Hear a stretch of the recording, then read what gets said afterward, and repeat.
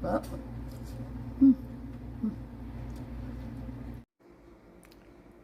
So, tofu ang ating ilalagay instead of meat. Then sprout, Baguio beans, at carrots. So, unahin natin lutuin muna yung ating tofu. Iba-brown muna natin yung tofu.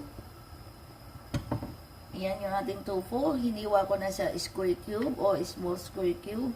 O kahit anong hiwa ang gusto nyo. Kasi ang lulutuin natin ngayon ay lumpiang gulay. Which is the sprout at Baguio beans na hiniwa ko ng ganito. So, it's up to you kung anong klaseng hiwa ang gusto nyo. At yung ating carrots. So, yun lang ating laman ng ating ref. So, wala nang ibang sahog. So, ang gagamitin lang natin ng bari meat niya or instead of chicken or baboy or beef, ang gagamitin natin ay tofu.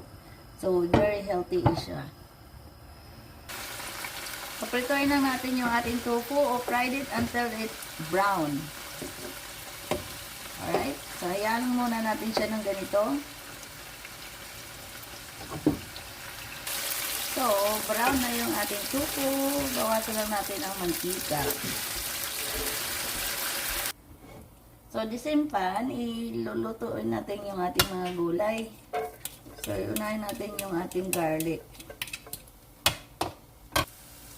Sunod na natin yung ating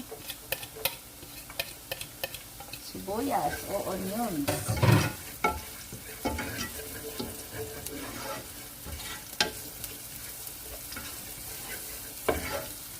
Carrots.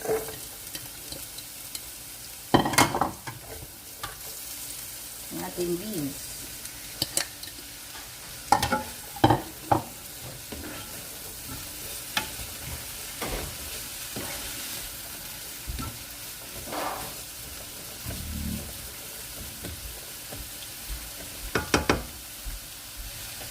So, medyo maluto na yung ating carrots at saka beans. Sunod natin yung togi o bell sprout.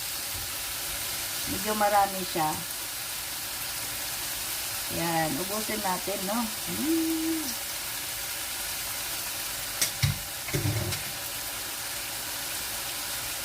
Yung ating gulay. So, hayaan lang natin muna sa ganyan. And of course, huwag natin kalimutan yung panimpla natin. Garlic powder.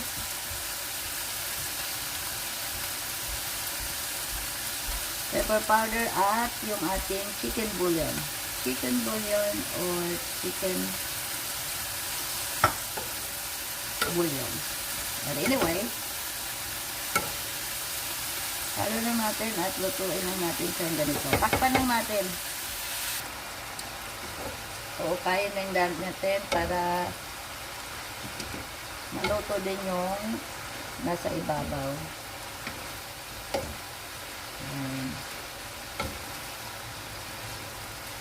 So, takpan lang natin ulit.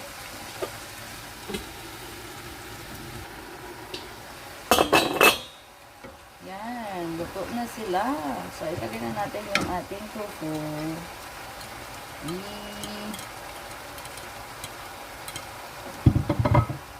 Tapos, ihalo lang natin maigi.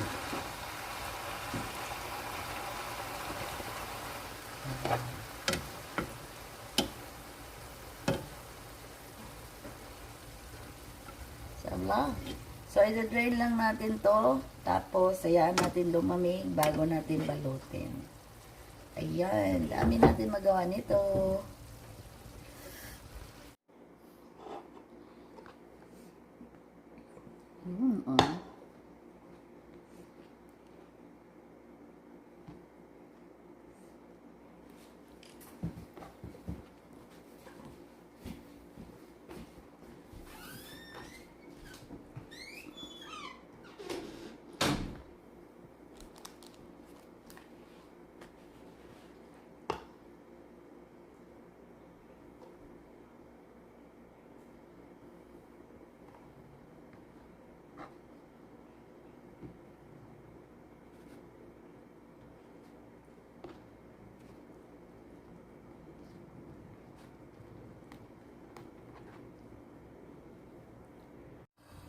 So, ito na yung ating nagawa na lumpiang gulay. Ang dami rin natin nagawa, no?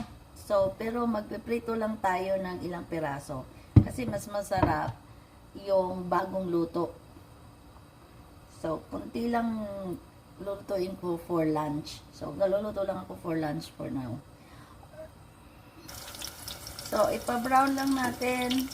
Luto naman yung gulay natin, eh, no? So, kailangan i-brown lang natin yung ating wrapper. So, lutuin lang natin the same thing over and over. So,